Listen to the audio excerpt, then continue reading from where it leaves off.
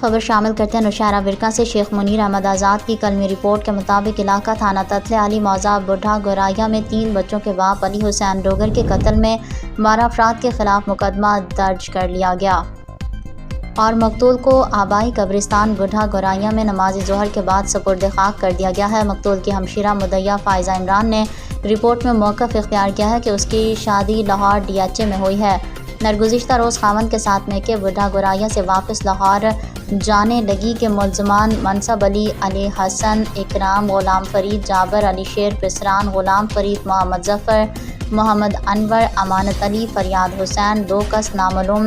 12 افراد موقع پر آئے۔ جابر اور علی حسن نے میرے خاوند کو گریبان سے پکڑ کر کہا کہ تم سائٹ پر ہو جاؤ، تمہاری بیوی کو فائر مارنا ہے۔ اتنے میں میرا بھائی علی حسین ڈوگر موقع پر آ گیا تو منصب ڈوگر نے فائرنگ کر کے علی حسین کو شدید زخمی کر دیا جو ڈسٹرکٹ اسپتال گوجرانوالہ میں دوران علاج جاں بر نہ ہو سکا۔ وجہ اناج یہ ہے کہ ملزم فریق نے زرعی رقبے میں فیکٹری بنائی جو انسانی صحت کے لیے خطرناک ماحول بن چکا تھا